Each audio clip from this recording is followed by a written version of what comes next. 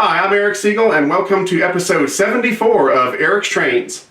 Alright, so episode 74 is going to be a continuation from episode 72. And if you recall, in that episode I was showing you some of my non-train related hobbies and collections. In episode 72 I showed you my Zippo collection and my Swiss Army knife collection. And so here in episode 74, I'm going to be showing you my musical instruments. I've got quite a bit to show you, so with that said, let's go ahead and get started. So this is the musical corner of my office. I play guitar and bass and a couple other things.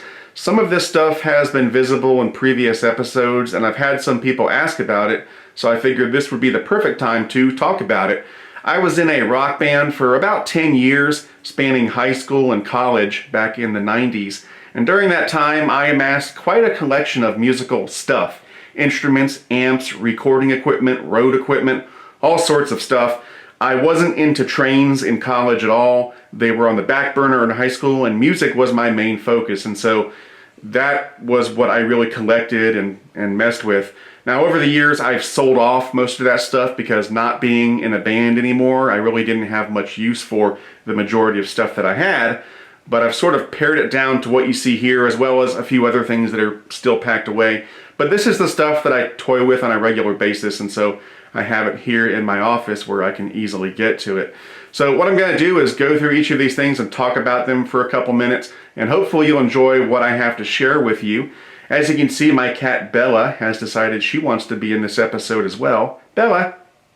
Bella, there she is. So she's going to cop a squat on the Vox AC30 while we talk about this stuff.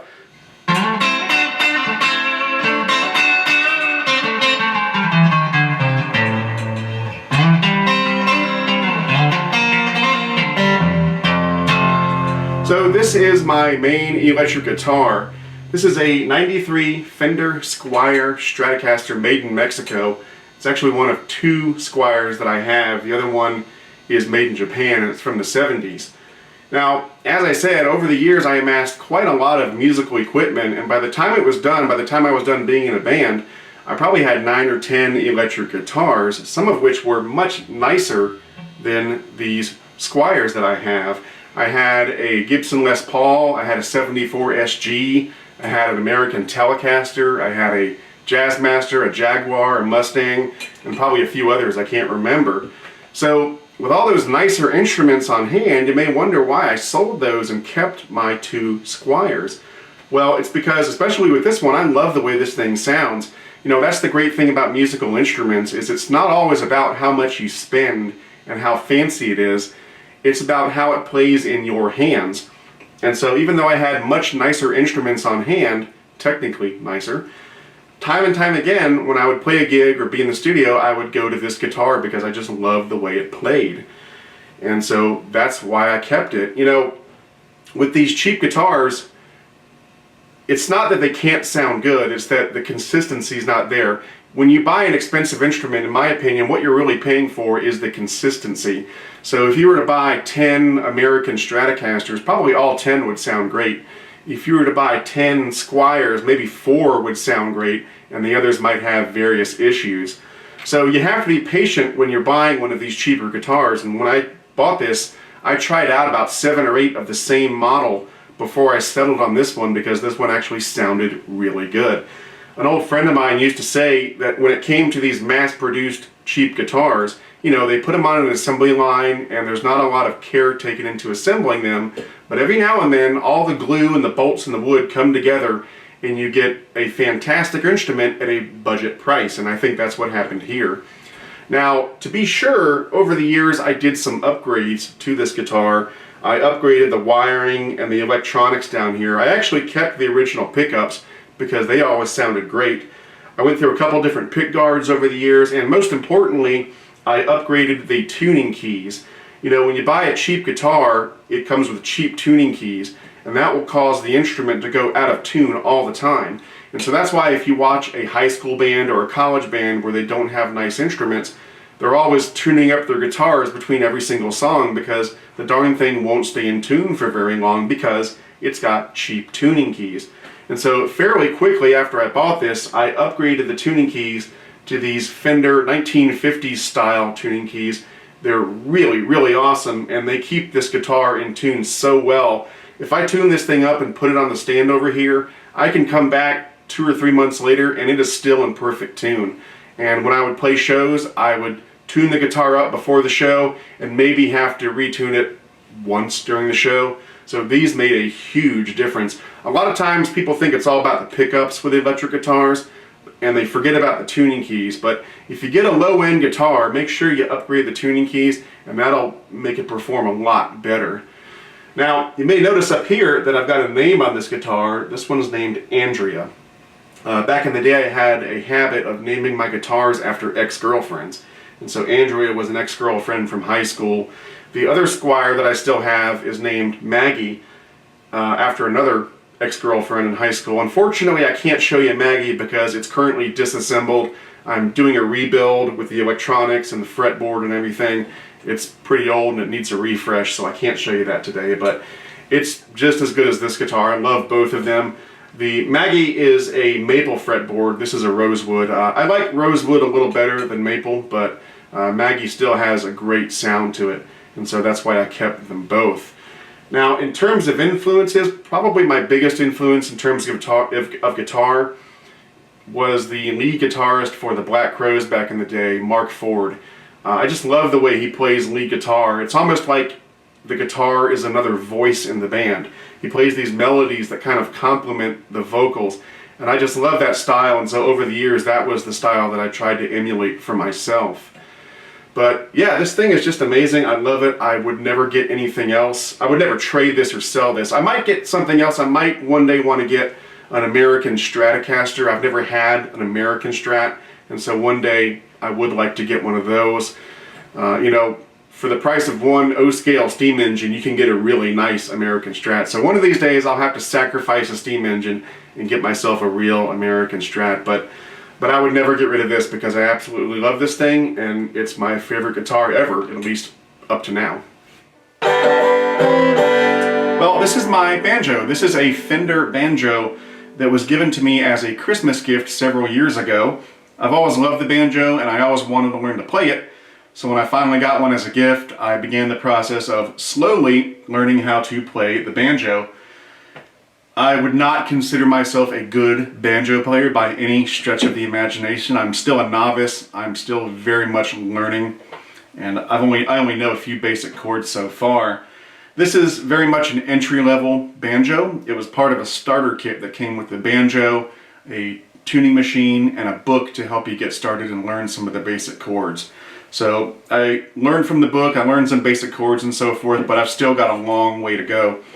Now, one of these days, if I get a little better, I'd like to upgrade to a nicer banjo, but for the time being, this one's just fine. Again, cheap tuning keys. One of these is already broken, and I sort of had to improvise a fix. But it still works fine, and it stays relatively in tune. I've always loved the sound of the banjo, and I really like it when it's used in context outside of where you would normally expect to find it. You know, if you listen to bluegrass music, you hear banjo all the time. But I like to hear it in more contemporary rock style music. Dave Matthews has used the banjo successfully sometimes, and Mumford & Sons also uses the banjo a lot, and I like stuff like that. And that was one of the reasons I wanted to learn how to play it. It's got such a cool sound, it is so unique, and you can really pick it out the instant you hear it in a piece of music. Now, as a guitar player, this part over here was fairly easy to pick up. It's still chords and frets and so forth. The chords are in different locations and so forth, but you can kind of pick it up a little bit easier if you're a guitar player. It's still the same ballpark, but down here, this is really where it's different. It's, you know, banjo playing is all about the picking. And if you see professional banjo players, they have these metal picky things on all their fingers and they're just strumming away. And that's really what makes a banjo player, in my opinion. It's all down here in the picking. I can't do that yet. I don't play with the picks. I play with my bare fingers, just like I play guitar with my bare fingers. And right now I can play with maybe 3 fingers, maybe 4 really clumsily. But I haven't really got all the picking down yet because that takes a lot of practice to get that down. So I'll go ahead and play a couple chords for you, but bear in mind I am not a very good banjo player. And so hopefully this won't be too much torture for your ears. I'll try to keep it to a minimum. Now you're going to see me staring at the strings a lot, and that's because I'm still learning, and so I have to make sure my fingers are in the right place every time I change a chord. And that's because I haven't been playing very long. You know, once you play an instrument long enough, you don't have to look anymore, you just know where everything is. So with guitar, you know, I can play guitar with my eyes closed because I know where everything is, but that's not the case with the banjo yet. But anyway, I'll go ahead and give it a try and we'll see what happens.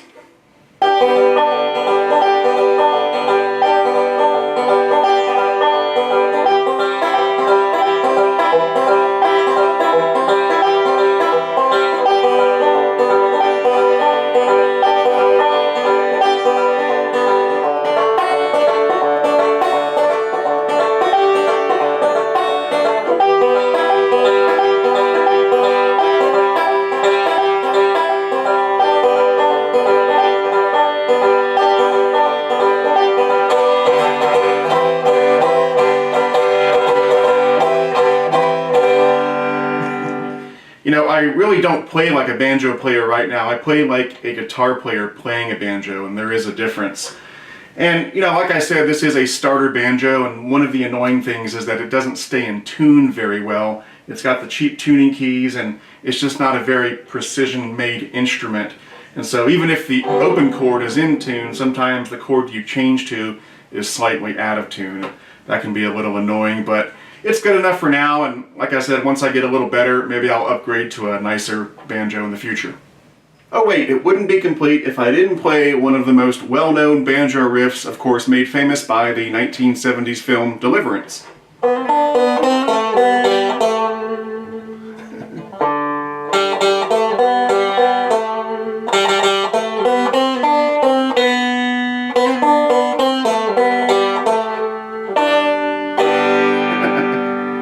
And by the way, if I ever get good enough to play dueling banjos, like in Deliverance, then I'll consider myself a good banjo player.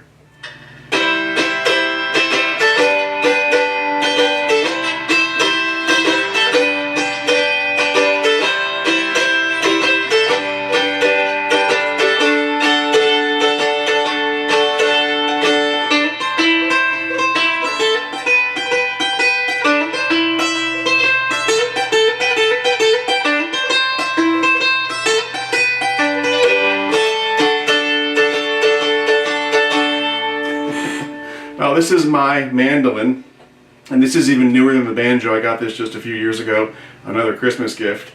It's another entry-level mandolin. It's made by Dean, it looks like. And unlike the banjo, this is an electric mandolin, so it's plugged into my amp right now. And it plays okay. I'm anywhere near being good at mandolin. I'm even worse than I am at the banjo. And actually the mandolin for me is very hard to play, actually harder than the banjo. You know, originally before I played either of them, I figured the banjo would be the more difficult of the two, but actually it's the mandolin. And it's mainly because everything is so small and my hands are so big, my fingers are so big. So I imagine it would probably be a little bit easier to play for someone with small fingers, but with my big old club fingers, it's pretty difficult to play. But I'm learning it slowly but surely, and hopefully one of these days I'll be able to play a whole song on this thing. Yeah, but this is my mandolin, and hopefully I'll get better at it in the future, and maybe someday I'll be good enough to justify getting a really nice mandolin, but for now, this is just fine.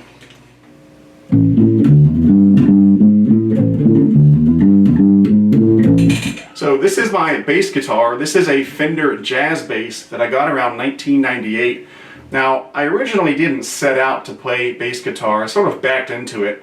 You know, when you're in a band, sometimes members quit, or they miss practice, or they miss a gig, and you find yourself in the position of having to make ends meet. And so over the years, I found myself having to fill in on bass from time to time, and eventually I came to enjoy it. Now, at first I would play somebody else's bass, or I had a cheap bass of my own, but eventually when I was playing bass more and more, and I got to enjoy it more and more, I bought my own nice bass, and I got this jazz bass. When I bought this, I tried out a jazz bass and a P bass, but I gravitated towards the jazz bass. Now, when I first started playing bass guitar, I was playing it with a guitarist mentality instead of a bassist mentality, and there is a difference, just like with the banjo. And so I was kind of trying to play lead bass, you know, a lot of slapping and stuff, kind of like a Les Claypool mentality. Now, there's nothing wrong with Les Claypool. I love Primus, but that's its own thing, and he really is playing lead bass there. But in your average rock band, that's not the case. And so as I matured as a bassist, I began to leave behind the Les Claypool mentality and embrace more of a John Paul Jones mentality from Led Zeppelin. Because if you listen to John Paul Jones, he's doing some amazing stuff on the bass, but he never loses sight of the fact that he is part of the rhythm section and he's the backbone of the band, and the entire sonic experience becomes better because of that. And so that became a big influence for me, and it still is to this day. And I like bassists who play with that mentality. There's a newer band called Greta Van Fleet, and I like their bassist a lot. He has that same kind of mentality. Of course, their entire band sort of has a Zeppelin feel to it. But anyway, yeah, this is my jazz bass, and I love this thing. I would never get anything different because it's great. Now, I would not consider myself an expert bass player by any means. I'm adequate, I can get the job done, but I'm not a pro or anything like that. But I really do enjoy playing it, and kind of like I was saying before, I began to enjoy it a lot more when I left behind the guitarist mentality and embraced the bassist mentality and enjoying being part of the rhythm section, because in my opinion, really good bass playing is more about being felt than heard. Alright, on to the amps. This is my oldest and largest guitar amp. This is a Vox AC30 that I bought new in 1993 or 94, so I was still in high school. This is an all tube amp. There's no solid state or digital anything. It's all tubes or valves if you prefer. It was made in England. I'm not sure if Vox still makes anything in England these days, but this one sure was. It weighs about 1,000,000 pounds because it's got a really sturdy wood cabinet and two 12-inch Celestion speakers. And this amp absolutely rocks. The AC30 is a legendary amp. It's got its own Wikipedia page, so you can read all about it. But countless famous guitarists have used the AC30 going all the way back to the 1960s. My two favorites were The Edge from U2 and Peter Buck from REM. Now, when I was growing up in the 90s, I was listening to REM, and if you listen to their album Monster, I'm pretty sure he's using an AC30 on that album. I wasn't there when they recorded the album, of course, so I'm not 100% sure, but I'm pretty sure, especially on songs like What's the Frequency, Kenneth, and Crush with Eyeliner, you can definitely hear the signature vibrato channel on an AC30. But yeah, I love this thing, and I would never want anything different because this is just awesome. Now, this thing is still in perfect working order on the inside, but as you can see, it's pretty beat up on the outside from years of going back and forth between clubs and practice spaces and so forth. So at some point, I would like to send it off to get it professionally restored so that it looks brand new. I'd like to do that, but it's very expensive because number one, this thing is really heavy, so it costs a lot to ship, and then the restoration is not cheap either. But one of these days, I would like to do that. Now, I don't use the AC30 that much these days, and the main reason is because this is a very simple amp. It doesn't have a lot of built-in effects and stuff like that, and so if you want to have distortion or delay or echo or chorus or anything like that, you have to use separate effects pedals like this one. And so that creates a lot of clutter with chords and pedals all over the place, which wouldn't do good in my office here. This amp is really at home on stage or in a practice space where you can have a lot of chords and clutter all over the place, and where this thing can be turned up and allowed to be loud, because this amp likes to be loud. Now, because the AC30 is not very portable owing to its weight, and because it's kind of a process to get it set up, I've always had a smaller practice amp that I could put in my bedroom or in the living room or my office, or take over to a friend's for a jam session or something like that. And I've got two of those. This is the oldest one. This is a Fender Bronco that I got in college, so probably around 96 or 97. It's very simple. It's all solid state, 2 channels, clean and dirty, and a little bit of EQ, and that's all there is to it. It's not super loud, but it's loud enough for just some noodling around or a light jam session or something like that. This right here is now my everyday guitar amp. This is a Vox VALVETRONIX VT15 that I got maybe 5 or 6 years ago. And I got it for the reasons that I already described. I needed something that was easy to use, all-in-one, and portable, and this fit the bill. And also, my Bronco practice amp from college was getting a little old at that point, and it also didn't have any built-in effects, which meant I'd have to use effects pedals, which of course would add to the clutter here in the office. And so that was another reason why I got this. Now, this is kind of a hybrid amp. It's got a tube preamp, so you get some tube characteristics. Then it's got solid state, and it's also got a digital component. This is what they call a modeling amp because it's able to digitally model or emulate the sounds of other famous amplifiers. So if you look up here, there's a bank of 22 different amps you can choose from, including the AC30. It's also got some effects down here and so forth, so it's sort of an all-in-one package. It's great. Now, it's a little too small to be used as a main stage amp or anything like that, but for what I need, it's perfect. Finally, this right here is my bass guitar amp. This is a Crate BX25, and it's sort of a practice size bass amp. Now, Crate is not around anymore, but back in the day, they were known for making inexpensive entry-level amps. They weren't that great, but they were adequate. And so chances are, if you grew up playing guitar or bass in the 80s or 90s, or even maybe into the early 2000s, your first amp was probably a Crate or a Peavey because they were very cheap. So I've had this thing for a long time. It still works, and it's not great, but it's adequate, and so I've never had any reason to replace it. Alright, that about wraps it up for this episode. I hope you enjoyed it. Now, for the third and final installment in this series, we're going to be going upstairs to what I call the camping room, and there I'm going to show you a whole bunch of stuff.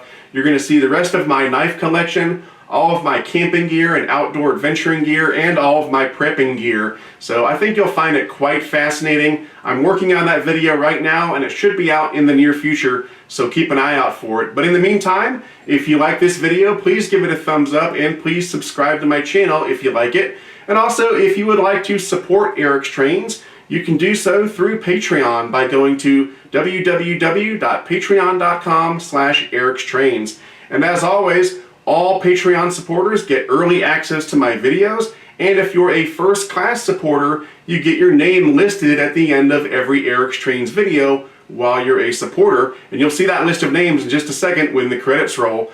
But for now, that's it. I'm Eric Siegel, and I'll see you next time.